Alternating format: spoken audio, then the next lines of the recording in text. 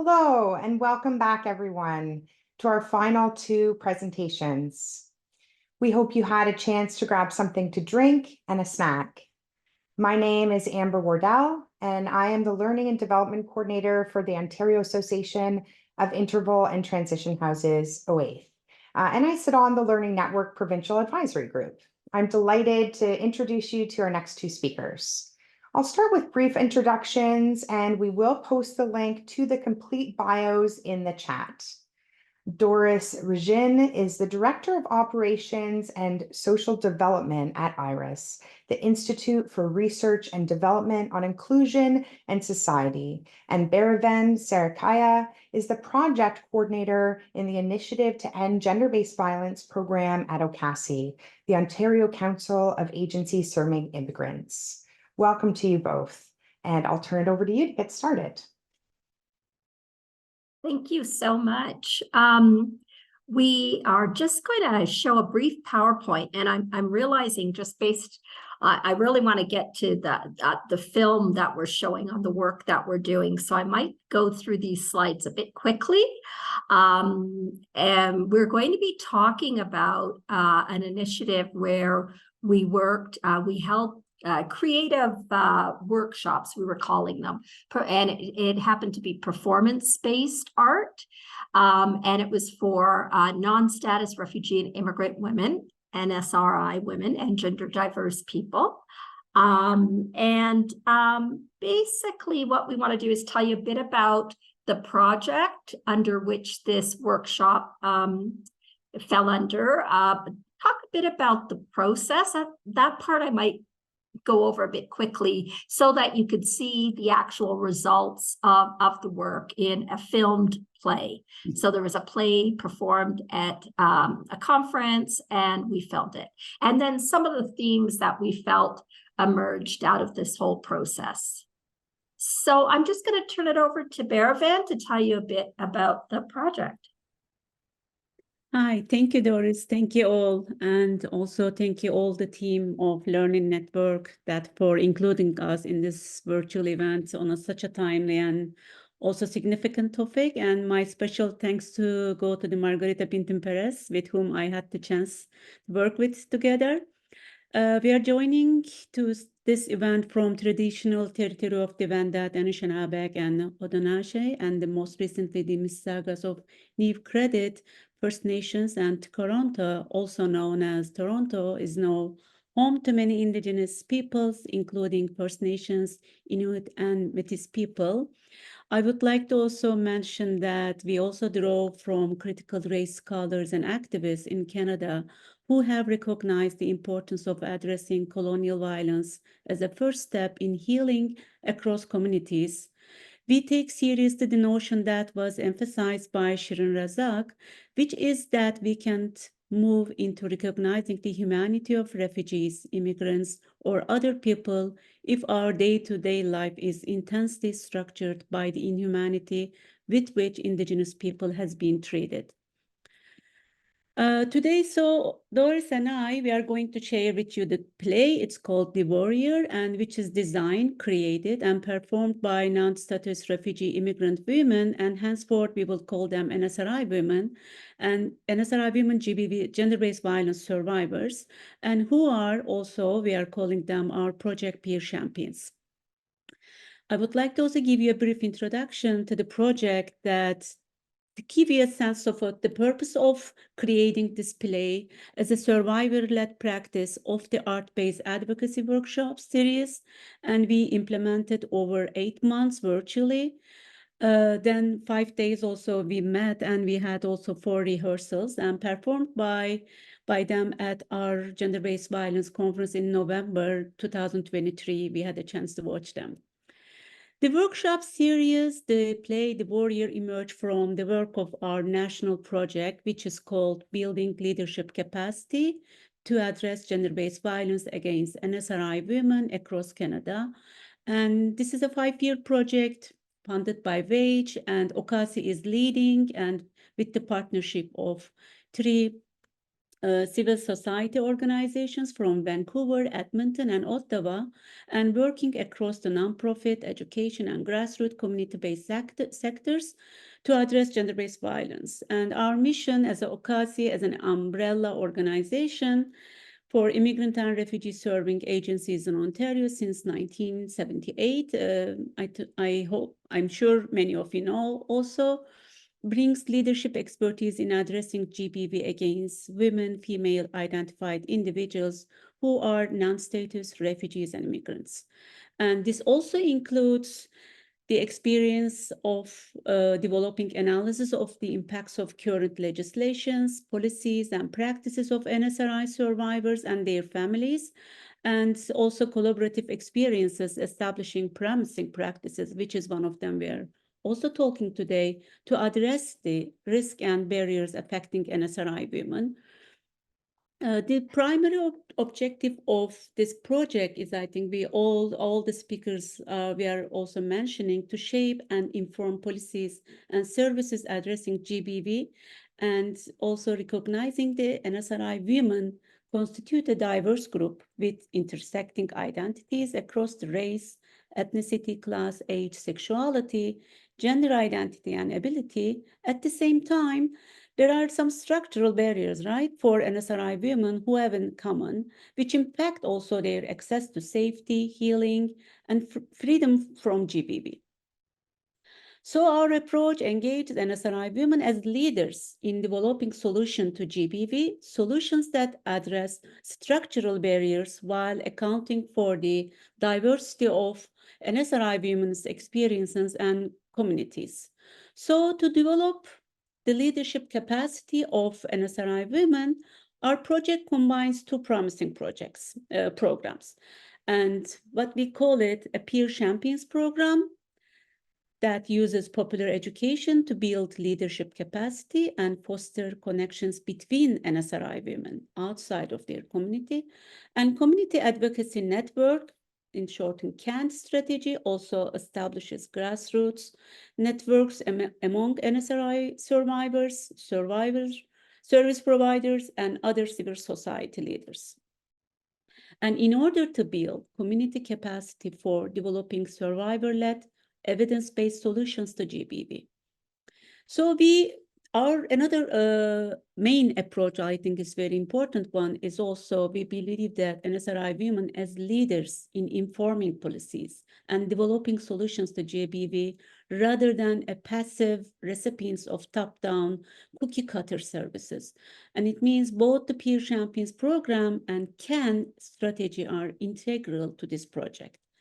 The first our Peer Champion program creates survivor-centered spaces for NSRI women to co-learn, connect, and heal, while the second facilitates knowledge exchange between NSRI champions and communities, service providers, and other civil society leaders.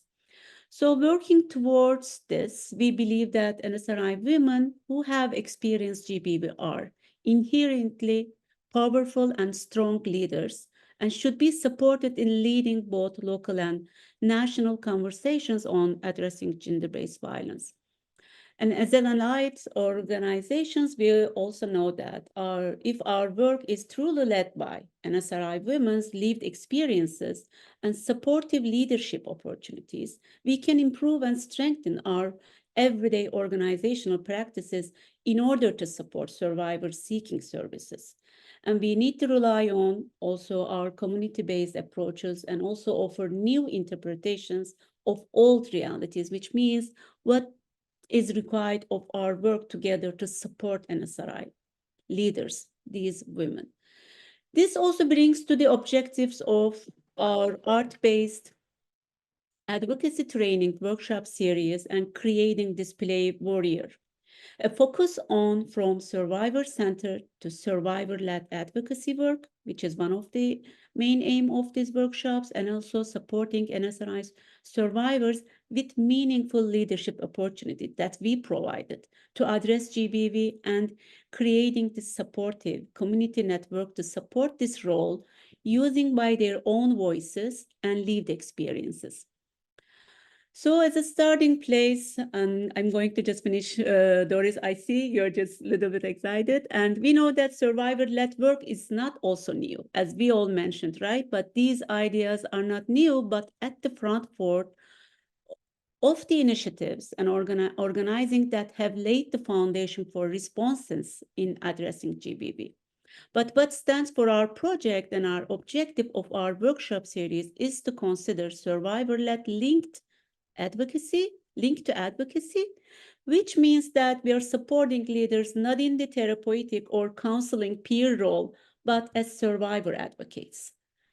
This means that survivors' voices, words, and perspectives are aimed at shaping the dialogue, policies, practices to best support NSRI women across Canada.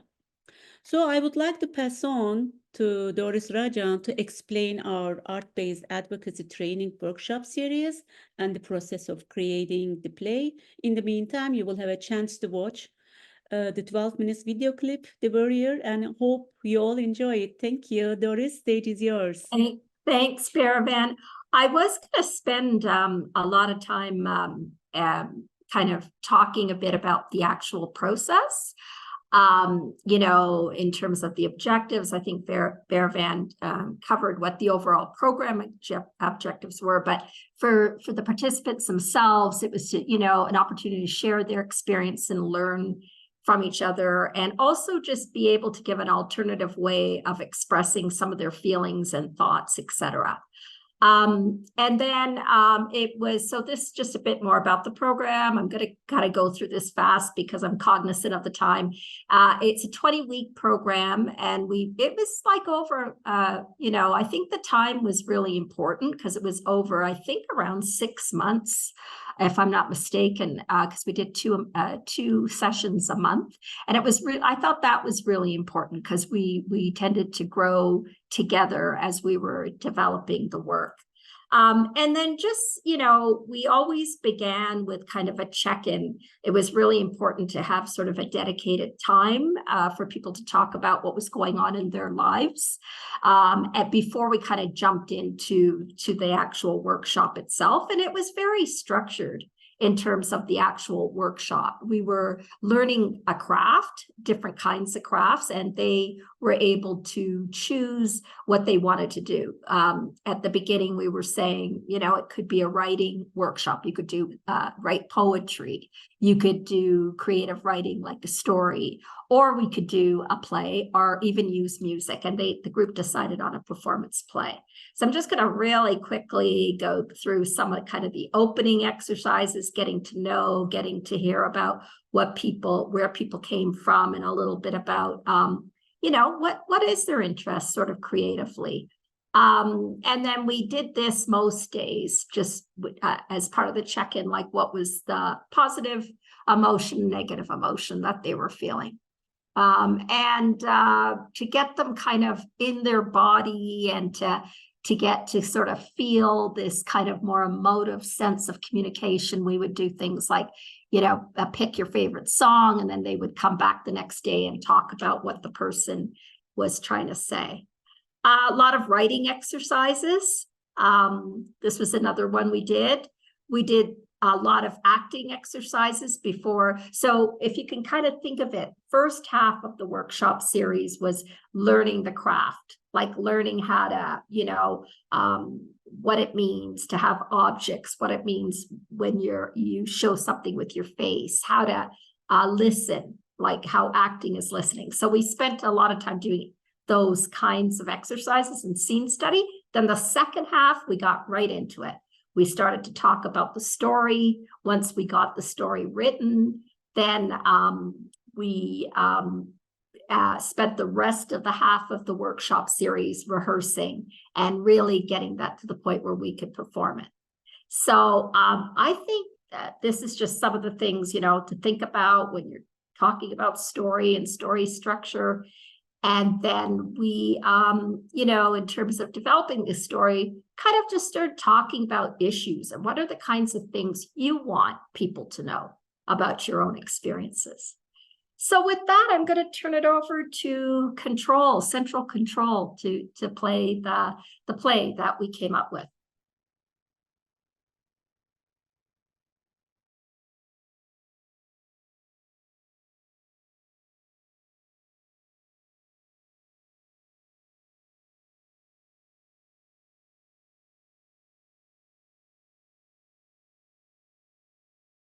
Great. And I just want to share a few more slides just in terms of the lessons that we learned from the teachings of the women, and you would have heard some of them in the play.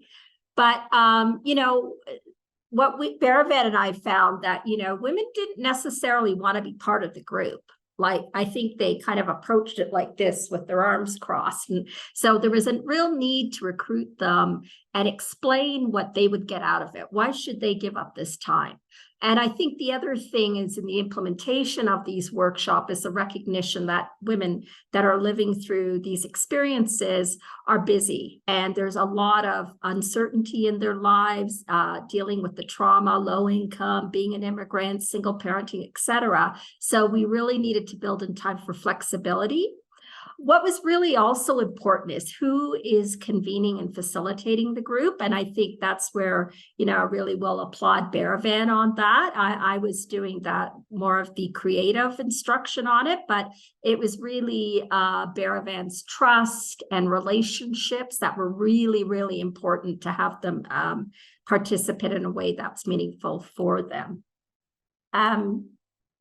And just some quick learnings that we found throughout the development of the play, and you heard some of them already, that is a recognition. They want people to recognize that what's happening back home is very, very important to them. It's with them every day, and that's not just on a personal, but it's in a political level.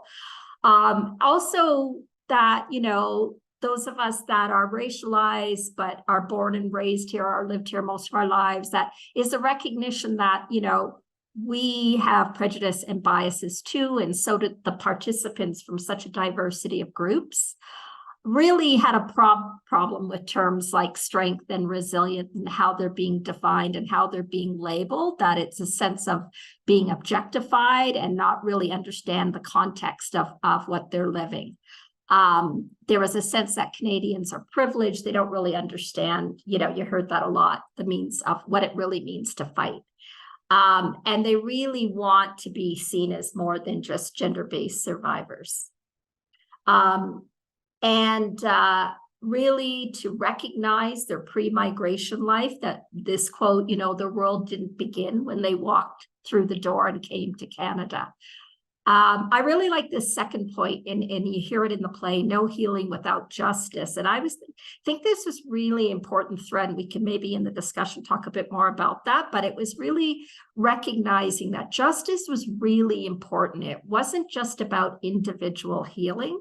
It was their sense of justness for themselves and for other women and for their own community.